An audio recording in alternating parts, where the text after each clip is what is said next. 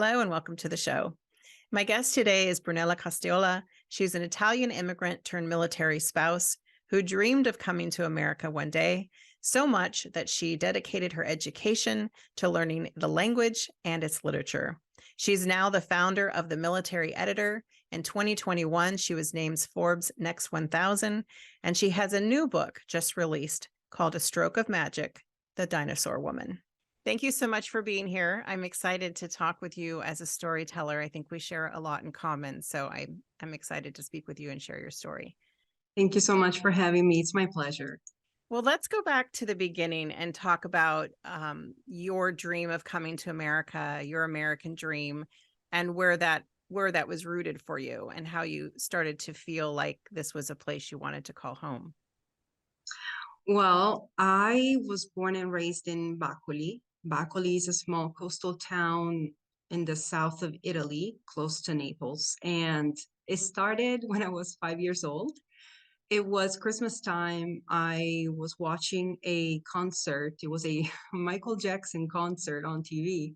And I just loved his music. I loved his dance moves, but I couldn't understand what he was talking about. So I went to my mother and I asked her, what is he saying? Why can't I understand him? So she explained to me that he spoke a different language. He spoke English. And in that moment, I remember telling her, well, I want to learn English because I want to understand what he talks about in his songs. Fortunately for me, I had two very encouraging parents who believed in my interest enough to get me a private tutor. And that's when I started studying the language. This is a passion that started when I was 5, but it continues to this day. And I was also lucky enough to be able to follow through with it throughout my collegiate years, my academic career. I took a bachelor's degree in English language and culture, as well as Japanese language and culture. And then I took 2 master's degrees, one in American history and one in American literature. And it was also in Naples that I met 16 years ago my husband, who now is my husband, and his name is Michael. He was stationed there on a special duty assignment with the United States Air Force. So you married Michael. Mm-hmm. I'm curious, how old were you before you could understand the lyrics of a Michael Jackson song? Well, there was one song in particular that I just loved so much. It was Smooth Criminal. Mm-hmm. And I was about 11 years old when I finally could understand that all he says in Smooth Criminal is, Annie, are you okay? Are you okay, Annie? That was the moment that I thought, what? This is what you say? This is what you Sounds so waited good. for. Oh, Oh that's my funny. goodness. Yeah. Yeah. So, but you married a man named Michael, and that mhm. you married you met him in your hometown. I He was did. stationed nearby. Yeah. And so now you're tell us, you didn't get married right away. No, no, no, no, no. So he proposed a year after we were dating. And I said, yes, of course, because I actually told my mother a week after meeting him, I said, this is the man I'm going to marry. But anyway, a year after we were dating, he proposed and I said yes, but But there was a stipulation. But you need to wait for me to be done with school, be done with my 2 master's degrees, and then we'll get married. I just wanted to be done with my education. I didn't want anything to come between me and my education. So he said yes. And he, at the same time, however, he was about to finish with his special duty assignment in Italy. And there was a possibility he'd be sent back to the States. So what he did was he applied for another special duty assignment, this time in England. And as luck would have it, they accepted his request. So he was moved to England. Meanwhile, I was in Leiden in the Netherlands to study for my 2 master's degrees. And once I graduated with both, I moved across the channel and I joined him. And that was 4 years later after the proposal. That was So not 4 just years after he months or a proposed. couple of years, but 4 years he No, waited for he you. waited 4 Good for you. years. Yep. And after I moved, I earned a certificate in English language teaching to adults, and I began my teaching career in Cambridge. Everything was going perfectly. We were newlyweds. I had a beautiful career ahead of me. We had a newborn baby who is turning 11 soon. And then one day I received an amazing job offer from the school I was teaching at, something that I could have only hoped for. So I rushed out of the school. I called my husband and I said, "Oh my gosh, I have news. I have news." And he said, "Well, I have news too." And I told him, "Okay, well, you go first." And he said, "We're moving. We got orders." And I just couldn't believe the timing. I had everything. I had an amazing job. I had a beautiful family. And I had to decline the job offer that I had just received. But I knew that marrying Michael also meant marrying the US military. And I knew that because of that, the military always had to come first. So that's what happened. The military came first. And it was in that moment that I felt like I was losing myself. And would you say that when that happened, I know that we know now that great things were ahead for you. You can see that in hindsight. Mm-hmm. Did you have any inclination of where that would lead you at the time? No, I thought I cherished my education so much. I made him wait to marry me. And the moment that I finally put my degrees right out of the university, I began working. So the moment I started working and applying what I had spent years and years learning, English language, was the moment that the military, I felt the military took it away from me. And I became a stay-at-home mom, something that I never thought of myself as possibly becoming. I wanted to be a working mom. I wanted to be a present mom, but a working mom. I'm an individual and I had goals and I wanted to fulfill my dreams. So when the military moved us from England back to the Netherlands, I thought, I've already been here. My personal time in the Netherlands is up, is done. I don't have anything else to do here.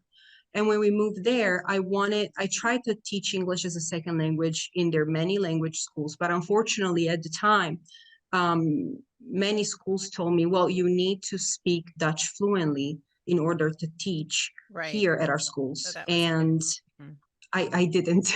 Yeah. So well, I became a stay-at-home mom. Well, let's take a break. When we come back, I want to hear about all the things that you've done since then. Of course, like we can't know that some of the no's we get lead to bigger yeses than we can imagine. So yep. Let's take a break and we'll be back in just a moment.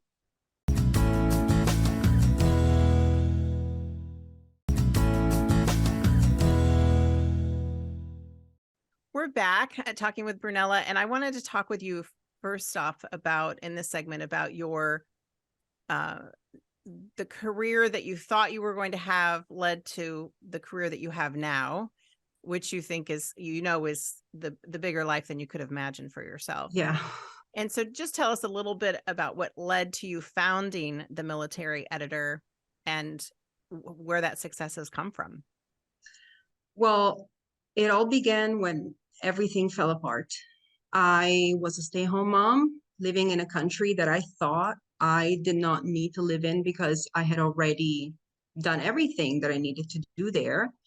I, as a brand new mom and a military spouse, I had to give up my career. And this is not something unique to me. This is something that happens to most military spouses. It's so easy when that happens to lose yourself as an individual and suddenly feel completely out of place. But I remember one day, my husband came back home and he found me crying. And he asked me what was wrong. And I told him, I feel lost. I feel like I no longer have a purpose. And our little boy was asleep. So he said, okay, well, you love writing, right? And I said, of course I love writing. He said, why don't you start writing about things that interest you and take the time that our son is asleep to write things that are significant and meaningful to you.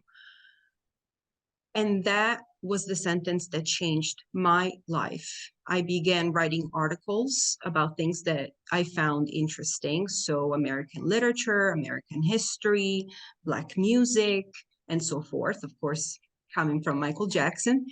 And I began uploading these articles online. There was a website that allowed me to somewhat create an online portfolio for free. One day, the right person came across these articles, contacted me, and offered me my very first important job within the publishing industry. He flew me to Los Angeles, where I lived with my client for some time, and I ghostwrote her memoir. And this is how my career in the publishing industry began. Wow. And the military editor is something that you founded. It's your business, and tell us about what it is. It seems self-explanatory, but give us the details of what it is. Yes. So basically, I've been living the publishing industry. I've been working in the publishing industry for the past 10 years.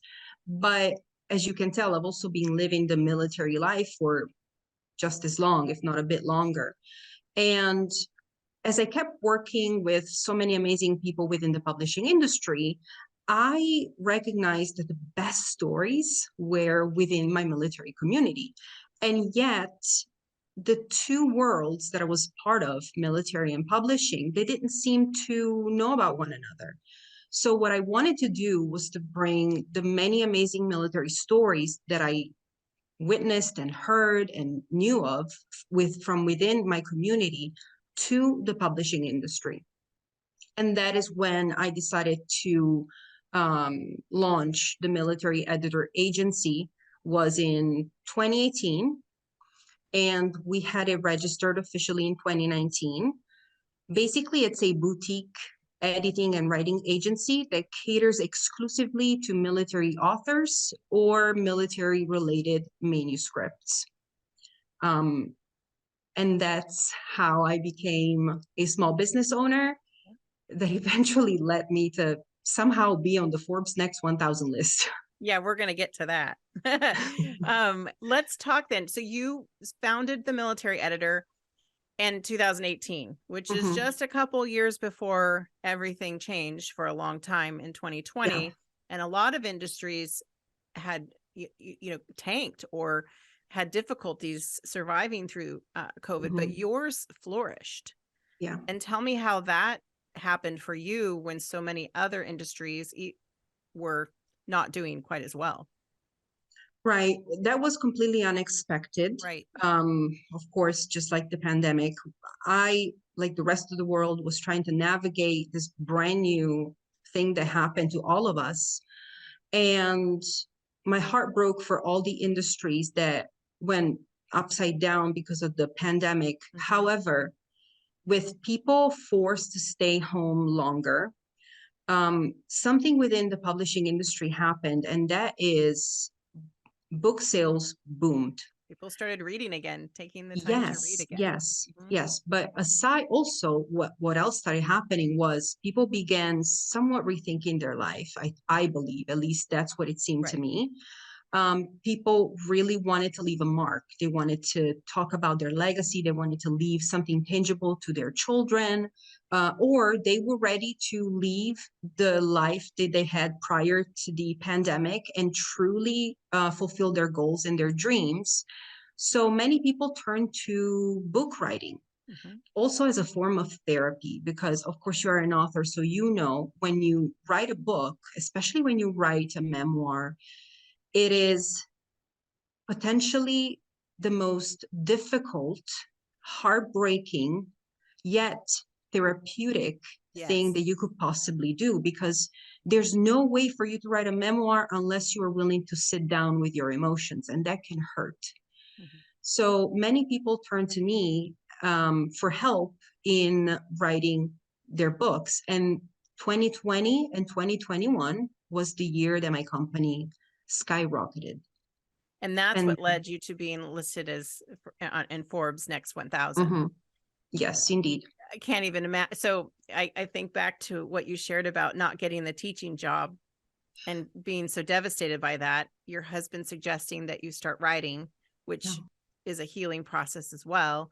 And Yeah. then it leads to you being on a Forbes list. Yes. If that's not the My American dream, at least your American dream, I don't know what is. I know, definitely my American dream, but also I feel my father's Mhm. as well. He's a lover of books, and that's where I got it from. But I definitely get my determination from my mother. So I feel that through me, I've also fulfilled their dreams. Yes. Well, I think, well, let me just pause here. I want to take a break. And when we come back, I want to talk about what led to now your next venture, Yeah. that you finally are stepping outside of your comfort zone of helping Hmm. others tell their story to you becoming now a published author. So let's take a break. When we come back, we'll finish up this conversation.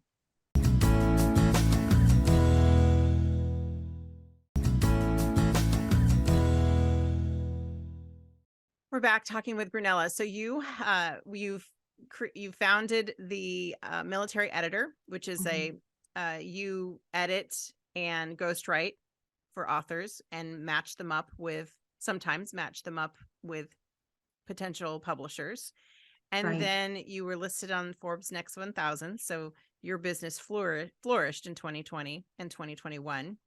And then you finally decided, help me know what led you to finally thinking about publishing your own book and what that book has meant to you. Well, my children. Mhm. You have two children I now. I do have two children, yes, a boy and a girl, Alexander and Rosella. And I feel that as an author, I'm growing up at their speed. So Mhm. they keep growing up, and my book genre keeps changing. Right? That makes First, sense. I wrote a picture book when they were little. And you wrote The these just for your amusement to share with them, but I you did. weren't thinking about publishing. Okay. Exactly. And then I was asked 5 years ago by the um, Academy of Neuropsychology National Academy of Neuropsychology Foundation. I was asked to help them write a book about what it means when a military service member comes back from deployment with traumatic brain injury. So that was a picture book, and it was illustrated by Valerio Mazzoli. And his name is important because Valerio Mazzoli is also the illustrator for the book that I wrote and that was published February 2nd. Valerio Mazzoli is an incredible artist, such great talent. He has worked with the biggest names in the world, to include Disney. He actually built 11 attractions for Disneyland Paris, to include the castle.